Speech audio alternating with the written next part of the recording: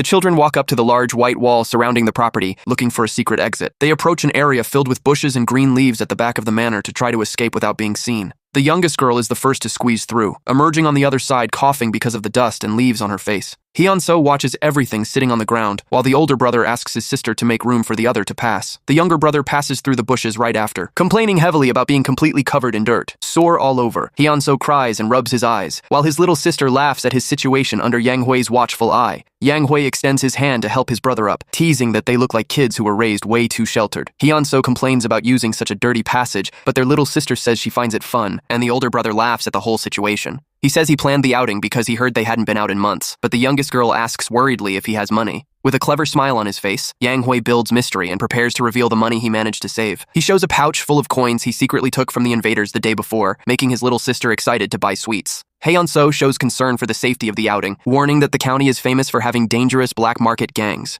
The older brother assures that he knows how to defend himself very well, and that he will handle anyone who tries to pick a fight with them. Showing care, Hyun-soo places a hand on his little sister's shoulder to protect her. He warns that their sister is still very small, and that it would be a terrible disaster if someone tried to snatch her on the street. He affectionately takes a leaf off her head, making Yang Hui notice that his brother actually has a good heart, deep down, and loves the family. The young Prota assures that he knows the county like nobody else because he lived as a beggar on those streets and knows exactly which spots to avoid. To permanently calm the fears of his younger siblings, he reveals with a smile that he has already arranged a bodyguard for the group. On the other side of the street, leader Guak watches the children with a rather grumpy and unfriendly expression. The siblings are shocked to recognize the tough guy who destroyed their housegate the day before, now acting as security. The big guy stands in complete silence in the middle of the sidewalk, staring at the small group of kids. With a vein popping on his forehead from pure annoyance, he harshly demands that the boy explain what is going on there. The warrior indignantly wonders why on earth he agreed to serve as a babysitter for 3 kids in the middle of the city. Yang Hui laughs and reminds him that the man promised to call him Big Brother if the tip he gave about the spy worked out. The man hesitates in silence upon remembering the promise he made, knowing that an honorable warrior doesn't go back on his word. The boy asks if he prefers calling him Big Brother or simply fulfilling the agreement to protect them during the day. He makes a cute, pleading face to convince the big guy to accept the task of watching over the kids on the outing. Left with no way out and quite embarrassed, the tough guy tries to hide his nervousness under the boy's pleading look. He finally agrees to protect the group, and the scene shifts to the bustling street market filled with people. The group walks peacefully through the festive crowd, moving between the various market stalls. They pass in front of a shop selling delicious caramelized fruit skewers that catch the little sister's eye. The children are amazed by the beauty and colorfulness of the goods offered in the market shops. The girl asks for sweets, and the older brother readily agrees, telling her she can pick whatever she wants. She happily runs to buy the treats, while the makeshift bodyguard tells the little girl not to wander too far. Nearby, a grill emits smoke as delicious meat skewers sizzle over charcoal with a mouth-watering aroma. Hyun-soo stares at the food with his mouth watering, but tries to hide his craving in front of his adopted older brother. Surprising the younger boy, Yang Hui appears at his side holding a freshly grilled meat skewer and hands it to him. Astonished by the gesture, the boy asks how his brother knew he preferred savory food over sweets, and Yang Hui just smiles. He replies affectionately that he noticed because his brother couldn't stop sneaking glances at the barbecue stall. The older brother encourages Hyun-soo to eat up while it's hot, leaving the younger boy deeply touched and flustered. Hyun-soo eagerly bites into the juicy meat skewer, delighting in the flavor of the surprise snack. The boy happily chews the tasty food, while his adopted brother watches him, pleased to see their bond growing. He praises the flavor of the food, and the little sister celebrates from afar, saying everything tastes better when their big brother buys it. The younger brother runs to stop his sister from eating too many sweets, and she whines playfully over having her treats confiscated.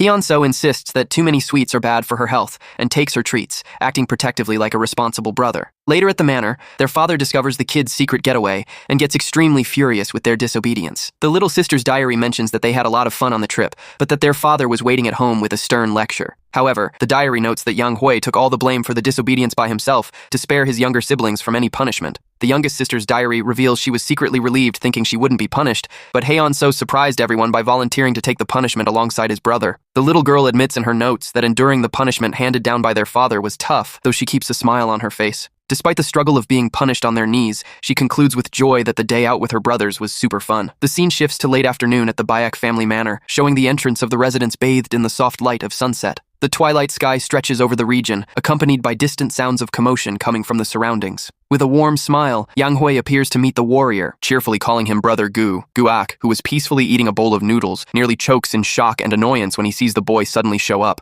The warrior stares at the boy crouching in front of him, surrounded by a friendly vibe, unable to understand his unexpected presence. Quite startled by the surprise appearance, Guak harshly questions why the boy is back there again. While Yang Hui jokes that he only came because he missed him and takes the chance to ask for a bowl of noodles, Guak shows annoyance and demands to know what he really wants. Guak complains that he already spent the whole day playing bodyguard for them, but the boy counters with a sharp look, stating that this time he wants to propose a business deal. The red-haired warrior scowls and glares at the boy suspiciously, intrigued by the mention of doing business with a kid. Guak reacts with absolute shock, dropping his chopsticks into the bowl at the unexpected revelation he just heard. He shouts in surprise, asking how a kid could possibly know the location of the secret stash where the Green Snake Gang hid their silver. Yang Hui quickly tells the warrior to keep his voice down so as not to draw attention, while a stunned Guak demands to know how he got such confidential information. The prota casually explains that he heard various rumors while begging on the streets, asking next if the warrior accepts the partnership proposal. With a confident and mischievous smile, the boy points his index finger at the man and directly invites him to join the venture. Guak hesitates and silently weighs the possibility of working in partnership with the boy. He crosses his arms suspiciously and asks why Yang Hui decided to share such a great opportunity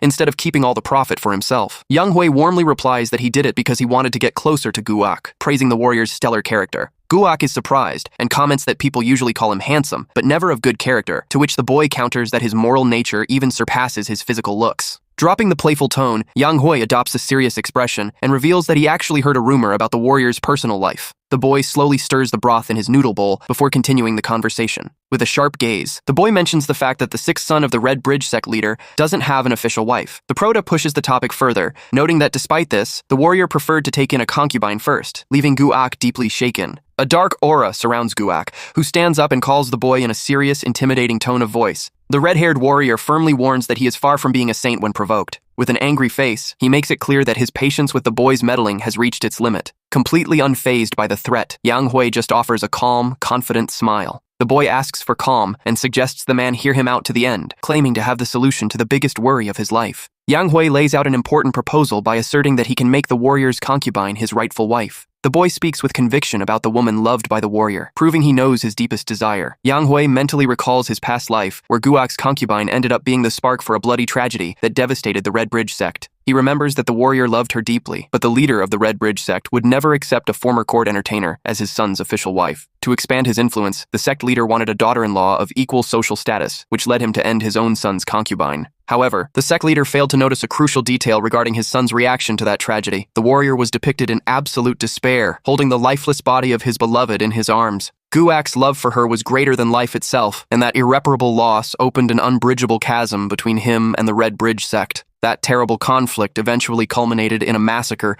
that completely wiped out the once powerful Red Bridge sect. Back in the present, the prota reflects that, because he is in a young and limited body, he needs a strong ally until he reaches maturity. He plans to use Guak's immense devotion to his beloved as the ideal trump card to win the warrior's absolute loyalty. Guak remains in complete silence, processing the bold words of the mysterious child standing before him. In a restrained voice, the warrior asks how the boy intends to accomplish such a feat. He doubts a kid can fulfill that promise, but the prota suggests that if Guak reaches a high position in the sect, no one will dare question his beloved's background. The boy adds by explaining that the Green Snake Gang hid not only silver, but also smuggled poison bombs intended to strike the Red Bridge sect. He advises the warrior to intercept the enemy gang and stop the impending attack before they cause any real damage. The warrior stares at the boy with extreme seriousness, analyzing the value of the revelation made by him. In a relaxed tone, Yang Hui asks what the man thinks of the idea, highlighting that this achievement would be a massive accomplishment for him within the sect. The warrior stares at his own hand and ponders that, indeed, the boy had previously provided accurate information about the enemy gang. He concludes in his thoughts that,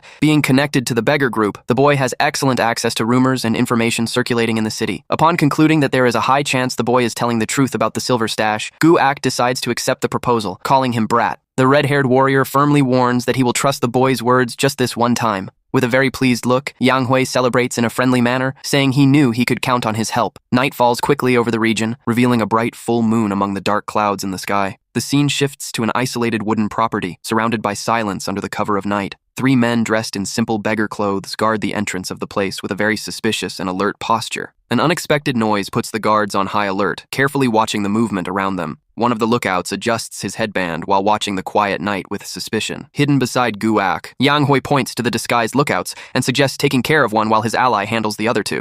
Guak replies confidently that he can easily subdue the opponents, but questions if the boy actually has any martial knowledge to face the third guard. In response to the question, the boy merely displays a few small dark stones he subtly holds in his hand. With a clever smile, Yang Hui points to his own temple and advises the big guy to use his brain instead of just physical strength on missions like this. Unaware of the danger lurking in the shadows, the lookouts yawn from fatigue during their tedious guard shift. One of the men hears a call and turns around intrigued to see who is approaching in the dark. Yang Hui comes running and shouting dramatically while carrying an empty bowl, pretending to be just another scared little beggar. The main lookout scowls in annoyance, bothered by the noisy interruption caused by the child. The man approaches and rudely demands to know how the little beggar managed to pass unnoticed all the way there. He dismissively pushes the boy by the forehead, roughly ordering him to get out of there since it's no place for handouts. Feigning innocence, Yang Hui comments on rumors of strange beggars living there who never go out onto the streets, ironically suggesting they might be too hungry to move. With a big friendly smile, the boy persistently offers a bowl containing dark, suspicious-looking food for them to share. The lookouts immediately cover their noses, showing deep disgust and repulsa at the terrible odor coming from the meal offered by the boy. The guard tells the boy to scram in a hurry, while the prota feigns surprise at seeing supposed beggars turning down free food. Maintaining his innocent act, the little guy asks if they are actually legitimate beggars. The boy's direct question makes the guards freeze up nervously for a second, realizing the risk of having their cover blown. One of the accomplices quietly whispers to his partner, suggesting they eliminate the boy silently to avoid trouble. However, the other lookout scolds him, telling him not to cause unnecessary commotion and just shoo the child away as soon as possible. The boy's expression changes instantly, revealing a very serious and focused look behind his beggar disguise. Analyzing the enemy's energy flow, Yang Hui realizes they are in the second-class realm, concluding he wouldn't win a direct clash without internal energy. Given that, he plans a quick move and stomps hard on a stone on the ground, breaking it to use in his strategy. Pretending to clumsily lose his balance, Yang Hui trips and throws the bowl of stew into the air, just as the lookout was threatening him. The hot stew lands right on the guard's head like a helmet, while the boy shouts apologies pretending he tripped over a rock. The guard screams in pain and disgust from the hot food spilled all over him, while the boy keeps pretending to be distressed by the blunder. Seizing the opponent's ideal moment of distraction, the prota concentrates to compensate for his lack of internal energy with combat technique. He executes a swift sequence of firm steps on the ground to build up momentum and speed for the strike. Channeling all the physical strength available in his small body, the boy prepares a palm strike to deliver a powerful impact. He charges forward in a low, swift movement against the blinded and disoriented enemy. The lookout, with the bowl still stuck to his head, widens his eyes as he realizes too late the rapid approach of his opponent. With extreme precision, Yang Hui lands a heavy blow on the opponent's stomach, sending the bowl flying away with the force of the impact. The man is launched backward violently, coughing up blood from his nose and mouth due to the strong surprise hit. The other two accomplices jump in shock, completely stunned by the strength and speed shown by the boy.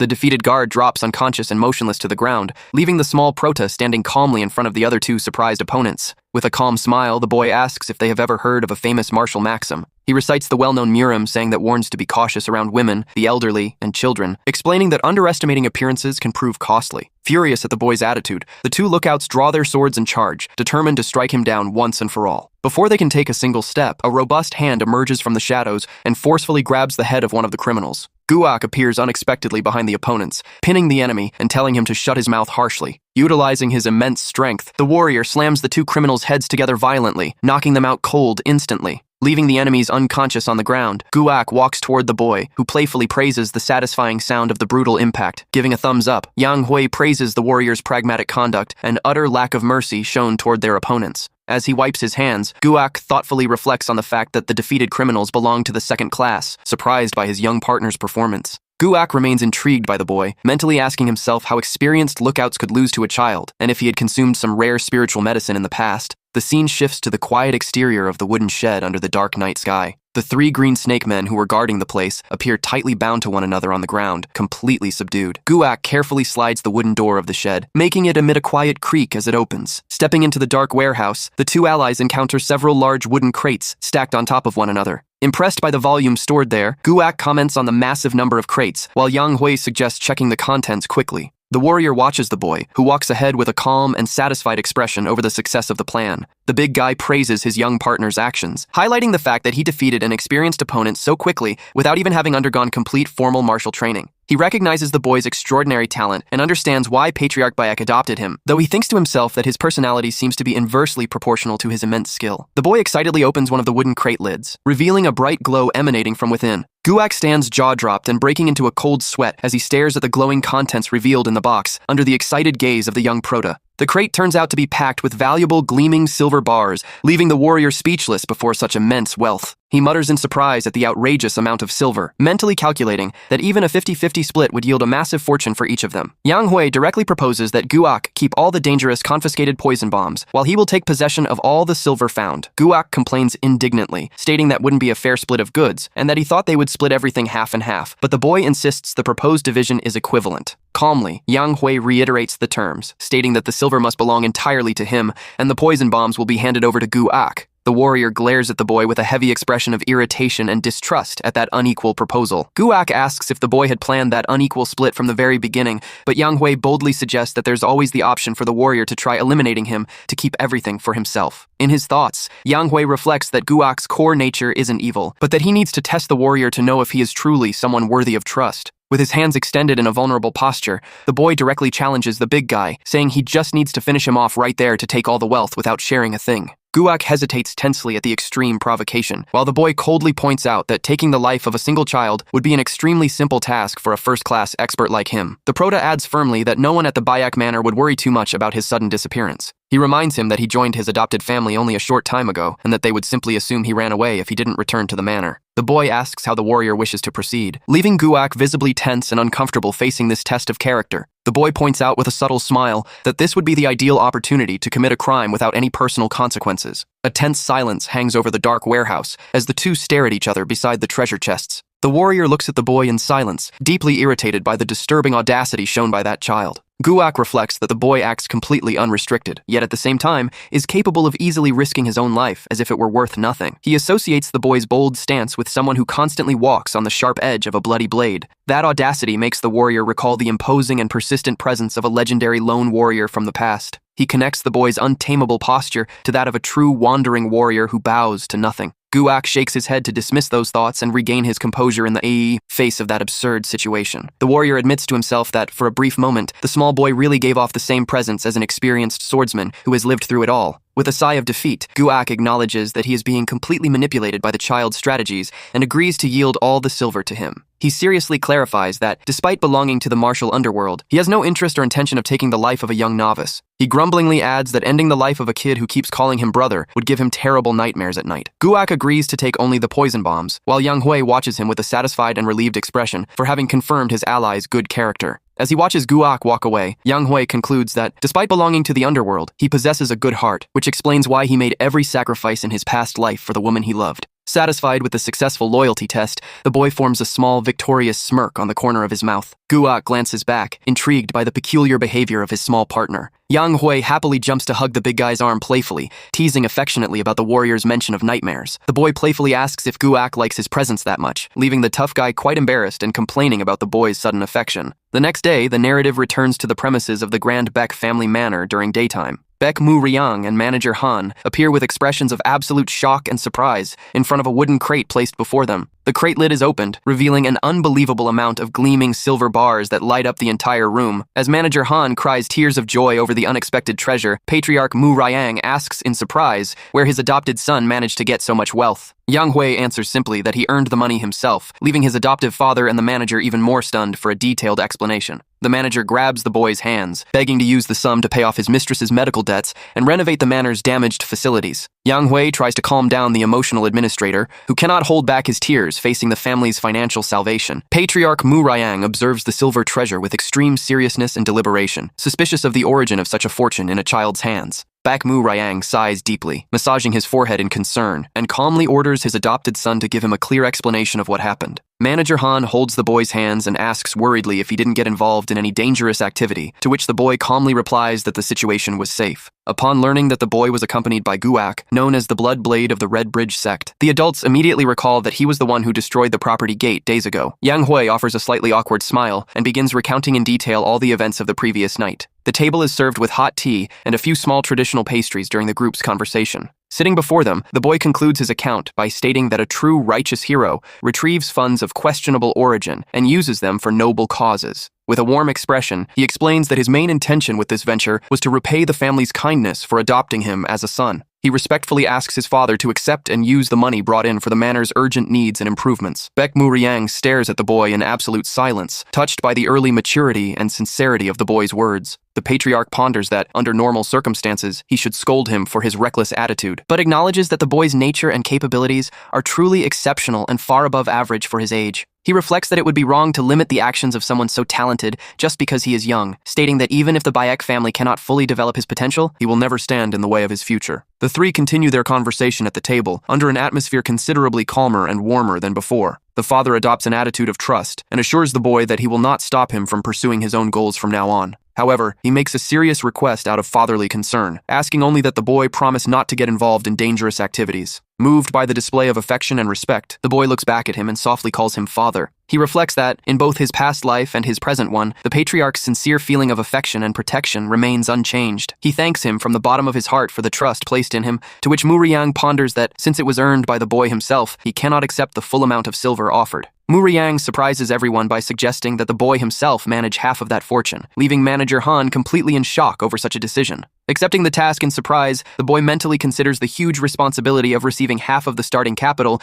to manage at just 8 years old. Later, alone in his quarters, the boy reflects on what to do now that he holds this valuable financial resource in his hands. With a mindset focused on the future, he drafts investment plans to multiply the resources and secure the clan's livelihood. Little Yan Yan quietly peeks through the crack of the door, with her eyes wide open in curiosity about her brother's activities. Seeing her brother concentrated with a calligraphy brush in hand, the youngest sister asks what he is writing with such dedication. He offers the written page for her to read, but the girl innocently reminds him that she doesn't know how to read yet, making the boy realize his oversight. He explains simply that the text is a novel written by him, elaborating that it basically means a very fun story. The girl brightens up as she associates the word with storybooks her mother reads frequently, and the boy reveals he was actually on his way to their mother's quarters. The writing brush is carefully placed back onto the inkstone after finishing the writing work. He holds the manuscript affectionately, planning to ask his mother if the story he created is interesting. A green-covered copy rests on the study table alongside other brushes, indicating the completion of the literary work. The scene displays a beautiful panoramic view of the Grand Manor's outer grounds under the pleasant daytime weather. From inside the quarters, faint sounds of constant coughing echo from one of the rooms of the residence. A woman weakly holds a cloth handkerchief against her lips due to a severe coughing fit.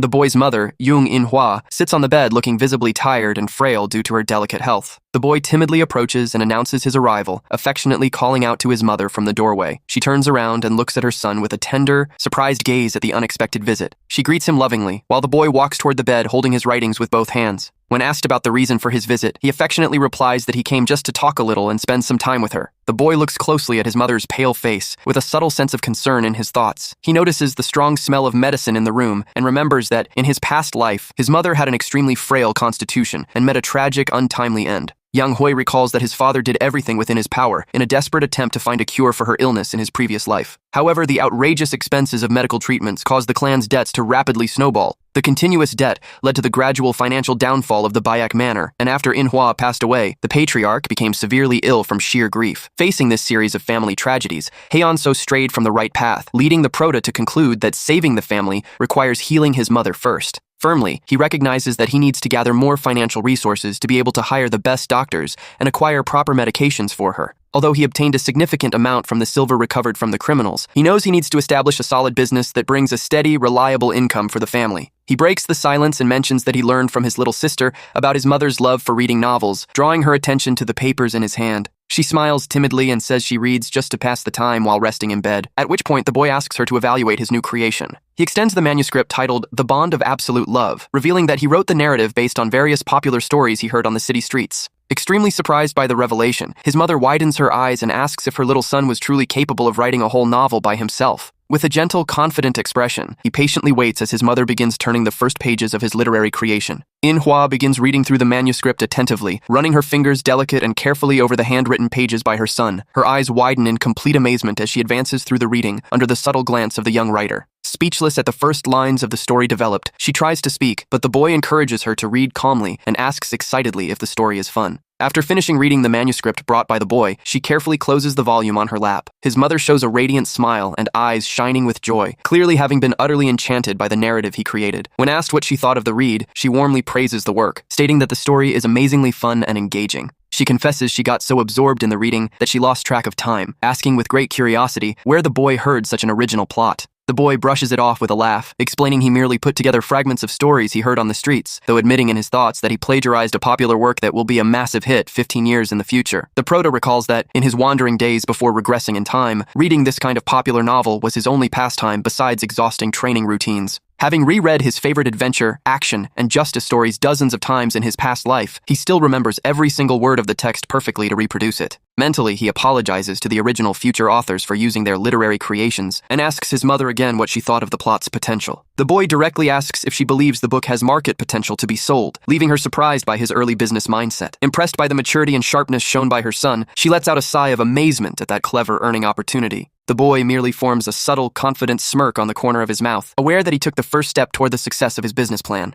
A messenger on horseback departs hastily from the gates of the Bayak Manor, tasked with delivering an important letter to a traditional bookstore in Namchang. The horse is pulled to a sudden halt upon reaching its destination, making the sound of its horseshoes echo off the stone floor of the outer courtyard. A visitor wearing a large straw hat with a veil mysteriously adjusts the accessory upon arriving before the property's gate. Revealing her face with glasses under her hat, the young woman asks with friendliness and curiosity if this is indeed the residence of the Bayek family. She gazes at the grand facade of the main gate of the Bayek Manor under the gentle blow of a soft breeze on a sunny day. Comically, the visitor takes a deep breath and puffs her cheeks to gather courage before calling out loudly to the residents of the clan. She cheerfully shouts through the gates, asking for the swift rider, stating she came running as soon as she received the letter forwarded by the Namchang bookstore. The manor staff watch the scene from the inner courtyard with extreme surprise and confusion, while the visitor continues to persistently call for the mysterious author. The house administrator appears looking confused and politely asks who she is and who she is actually looking for there, drawing the young woman's attention as she celebrates spotting someone. Mounted on her horse, she directly explains to Bayek Murim that she came after receiving a letter signed by the swift rider, leaving the patriarch completely bewildered by the mention.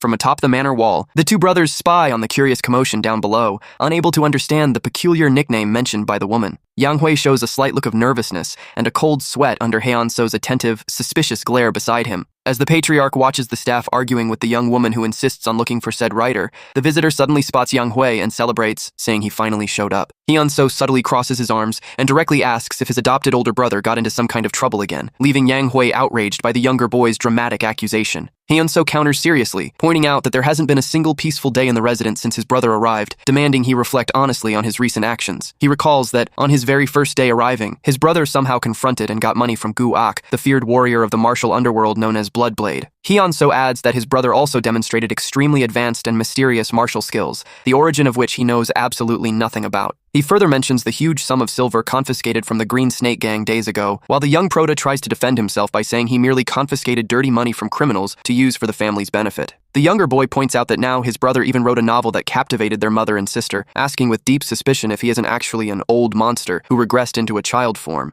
The younger brother's spot-on, unexpected guess makes the Prota break into a cold sweat and tremble nervously under his child disguise. He brushes it off with an awkward laugh, though mentally admitting that, considering his past life, his brother's suspicion makes a lot of sense and shows he is surprisingly sharp.